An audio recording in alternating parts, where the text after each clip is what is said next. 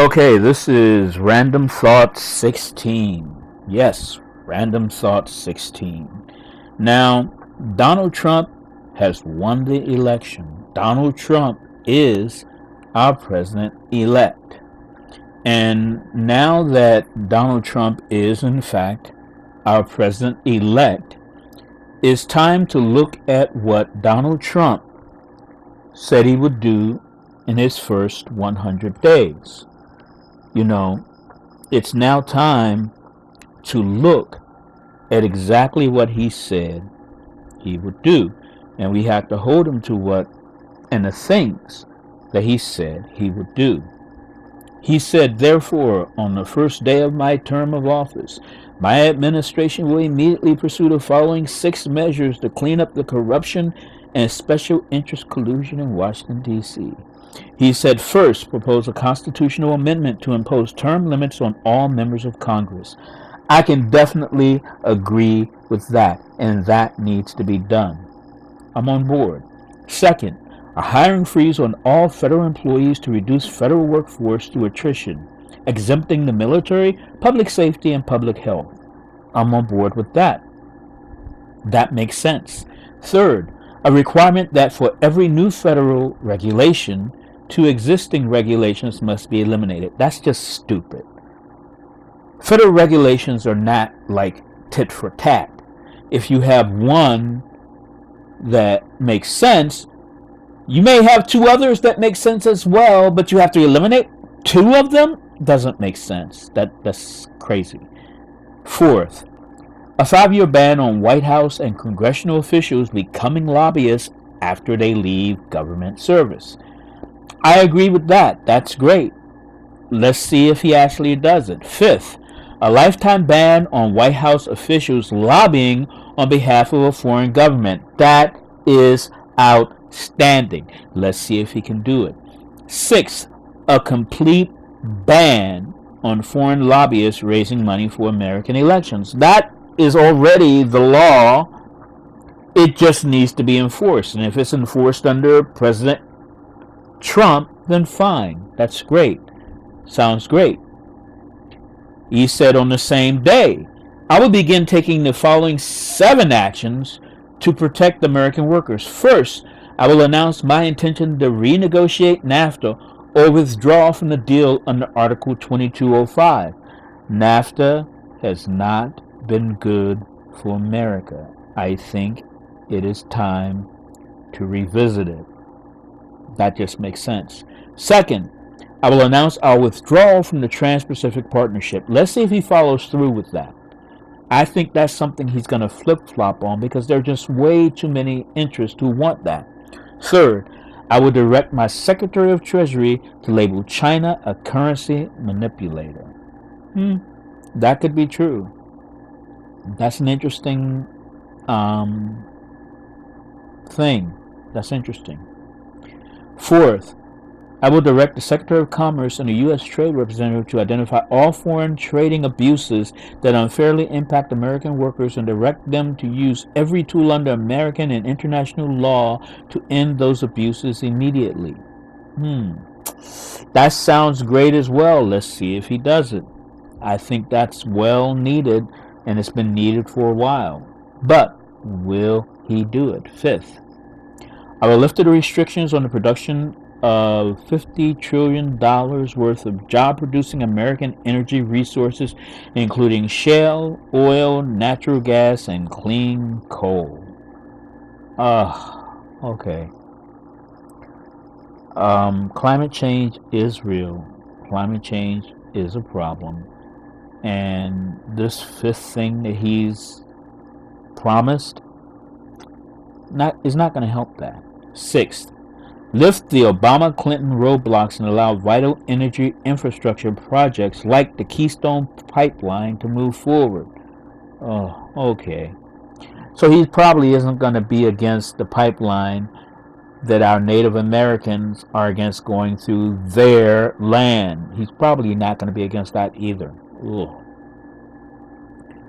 7th, cancel billions in payments to UN climate change programs and use the money to fix Americans' water, and environmental infrastructure. That will be a disaster if he in fact does that. It will be a disaster. He says, additionally, on the first day, I will take the following 5 actions to restore security and the constitutional rule of law. First, cancel every unconstitutional executive action, memorandum, and order issued by President Obama. Okay, let's look at every executive action, memorandum, and order issued by the President Obama. Let's look at each and every one of them. To just cancel them outright makes no sense. To look at them, review them, and cancel the ones you disagree with, I can get behind that. But to just outright cancel them, that makes no sense. Second, begin the process of selecting a replacement for Justice Scalia from one of the 20 judges on my list who will uphold and defend the Constitution of the United States. That right there pisses me off. I'm not going to say a lot on it, but I am going to say one thing that many people on both sides, Republican and Democrat, would agree with. President Obama should have already had that spot filled. He made a selection, Merrick Garland. We wanted our representatives to do their job and have a vote on him. They did not. That sucks. That's all I'm going to say. Third, cancel all federal funding to sanctuary cities. That's sort of here. I'm neither here nor there with that. Sanctuary cities are a bit of a problem, but I think cutting the federal funding but giving them a way to restore it would make sense, but just cutting it with no way to restore it, I don't think that makes sense. Fourth, begin removing the more than 2 million criminal illegal immigrants from the country and cancel visas to foreign countries that won't take them back. That's going to cause a lot of problems. He's going to do it. I can't see him not doing that. And I think that we will see the result of that action. Fifth, suspend immigration from terror-prone regions where vetting cannot safely occur. All vetting of people coming into our country will be considered extreme vetting. Now, that's going to be pretty interesting. I'm currently here in the Philippines. He has said that the Philippines is a terrorist nation or a terrorist state. Well, the Philippines isn't. So, I think that extreme vetting, this has disaster written all over it. Then he went on to say, next, I will work with Congress to introduce the following broader legislative measures and fight for their passage within the first 100 days of my administration. And there's a lot here, so I'm just going to give you the bullet points. Middle Class Tax Relief and Simplification Act, an economic plan designed to grow the economy 4% per year and create at least 25 million new jobs from massive tax reduction and simplification in combination with trade reform. In the Offshoring Act, establishes tariffs to discourage companies from laying off workers in order to relocate in other countries and ship their products back to the U.S. tax-free. American Energy and Infrastructure Act leverages public-private partnerships and private investments to tax incentives to spur $1 trillion in infrastructure investments over 10 years. School Choice and Education Opportunity Act redirects education dollars to give parents the right to send their kids to public, private, charter, magnet, religious, or home school of their choice. Repeal and replace Obamacare Act. Fully repeal Obamacare and replace it with health savings accounts, the ability to purchase health insurance across state lines, and let states mandate Medicaid funds. Reforms will also include cutting red tape at the FDA.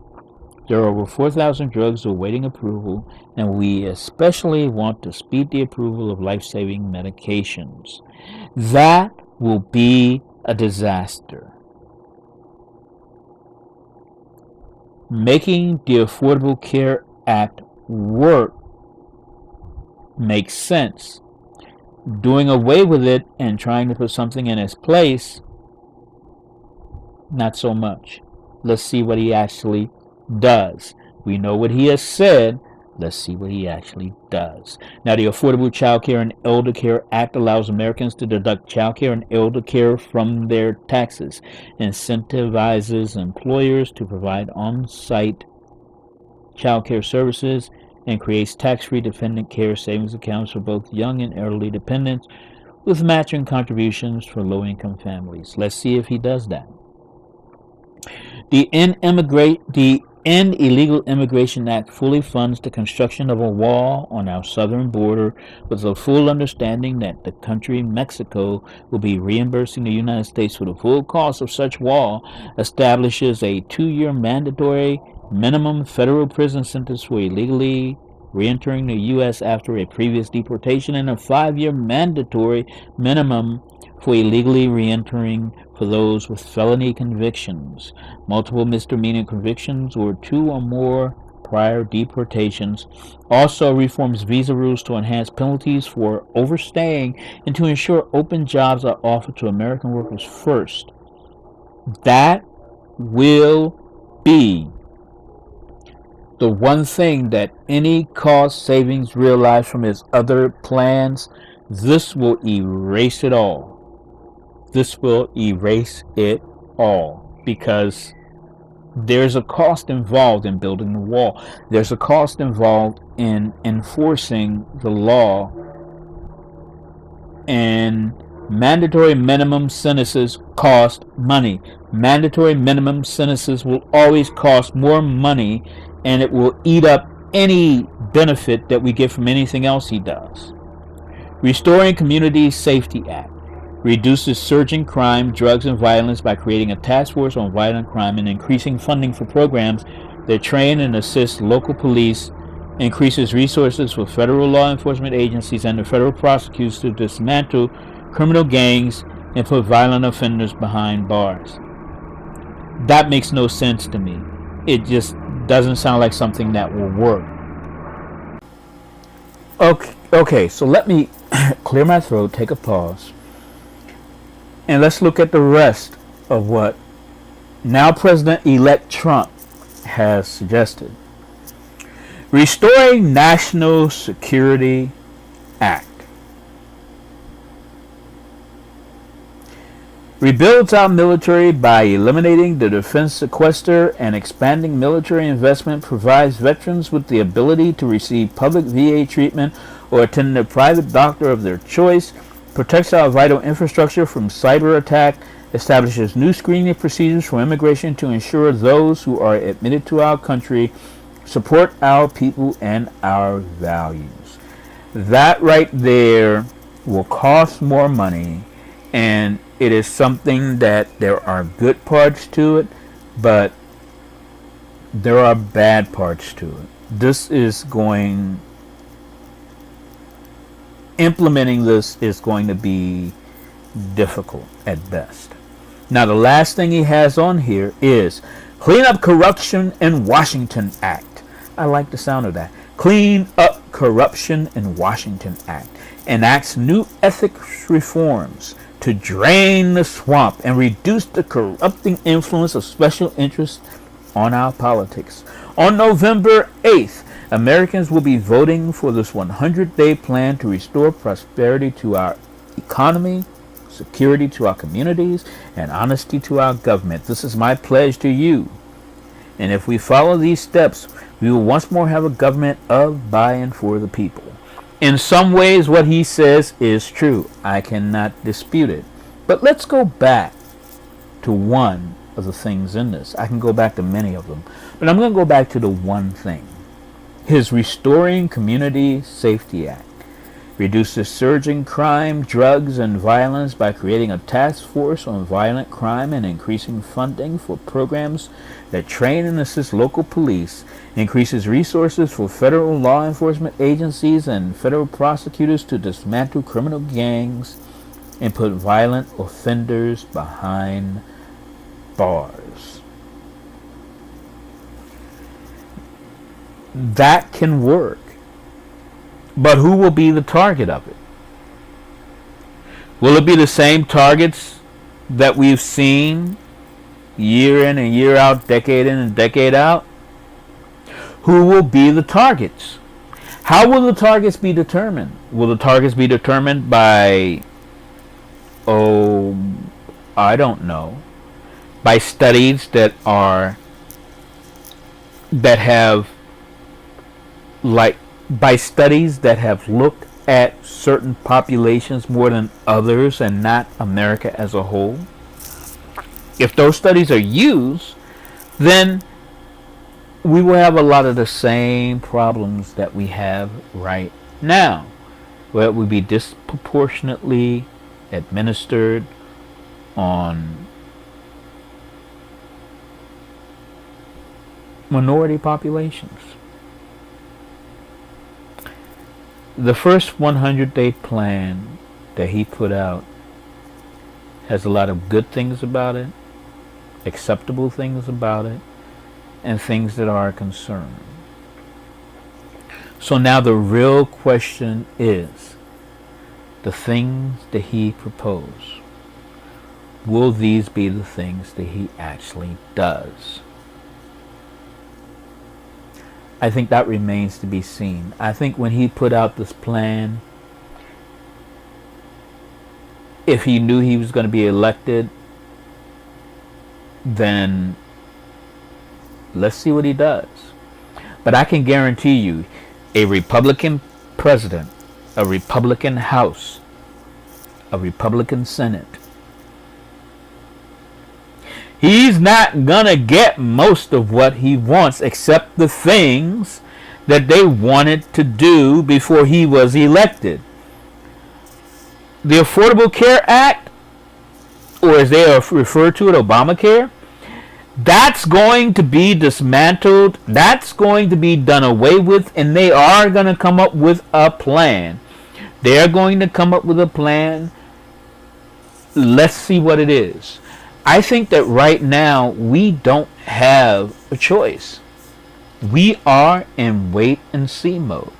We have to wait and see what happens, and that's a very uncomfortable position for any American, is to be in a wait and see position as to what your government will do about the things that matter to you.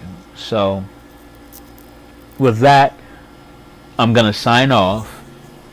This has been my Random Thought 16, and we now have a President Trump, and God help us and God save us, because